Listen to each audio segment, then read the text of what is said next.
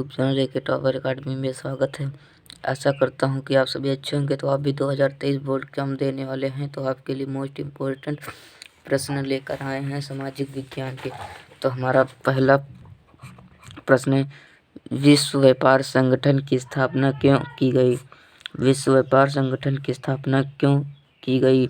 उत्तर, सदस्य देशों के बीच व्यापार के लिए विश्व व्यापार संगठन की स्थापना की गई।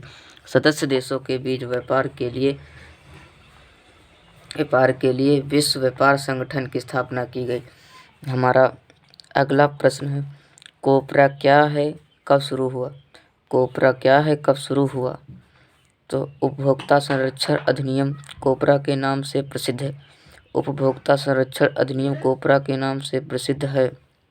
यह सन 1986 में भारत सरकार ने शुरू किया था। 1986 में भारत सरकार ने शुरू किया था। हमारा अगला प्रश्न है, अल्पसंख्यक वर्ग क्या अर्थ है? अल्पसंख्यक वर्ग क्या अर्थ है? अल्पसंख्यक वर्ग इन वर्गों में कहा जाता है जिनकी सदस्यता देश की आधी जनसंख्या से कम है।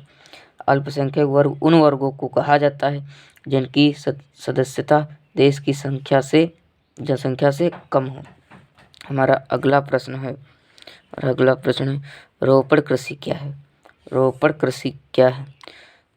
जब कृषि कार्य एक बड़े पैमाने पर एक ही फसल के क्षेत्र में किया जाता है तो उसे रोपण कृषि कहा जाता है। हमारे कहने का मतलब, रोपण कृषि जब एक कृषि कार्य एक बड़े पैमाने पर ही फसल के क्षेत्र में किया जाता है तो उसे रोपण फसल। जैसे आप धान 1 बीघे में लगाते हो, आप 10 बीघे पर लगाएं तो खेती का बड़ा पैमाना हो।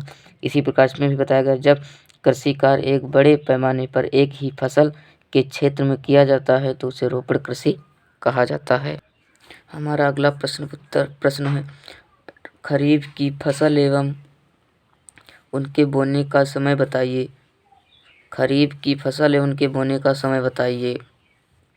उत्तर, खरीफ की प्रमुख फसल चावल की है। चावल या धान चावल की है। वर्षा का ऋतु आरंभ चावल बोने का उचित समय है। खरीफ की प्रमुख फसल धान या चावल की है। वर्षा का ऋतु में आरंभ होने का समय उचित समय माना जाता है। हमारा अगला प्रश्न है, मानव विकास से क्या तात्पर्य है? मानव विकास से क्या तात्पर्य है? मानव विकास का अर्थ है कि एक व्यक्ति का इस प्रकार से विकास किया जाए कि वह अपनी प्रतिभा के अनुसार सृजनात्मक जीवन बिता सके। मानव विकास का अर्थ है कि वह एक व्यक्ति का इस प्रकार से विकास किया जाए कि वह अपनी प्रतिभा के अनुसार अपना जीवन अच्छे से बिता सके। तो हमारा अगला प्रश्न है, खादर एवं बांगर में अंतर स्पष्ट कीजिए। ये बहुत ही मोस्ट इम्पोर्टेंट आपके बोर्ड एग्जाम के लिए है।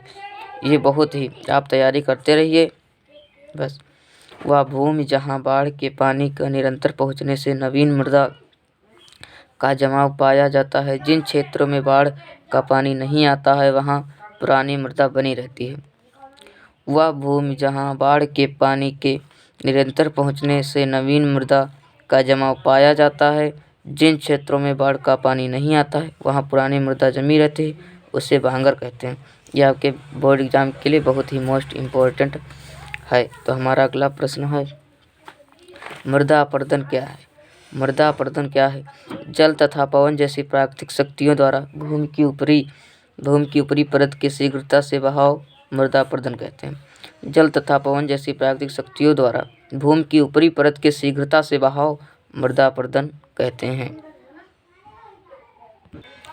तो यह वीडियो आपको कैसा लगा हो? वीडियो अच्छा लगा तो वीडियो को लाइक, चैनल को सब्सक्राइब कर लेना और आप ऐसे बोर्ड एग्जाम की तैयारी करते रहना। Thank you. जय हिंद, जय भारत, जय वंदे मातरम। तब तक के लिए धन्यवाद। मिलते हैं अगले नेक्स्ट वीडियो में।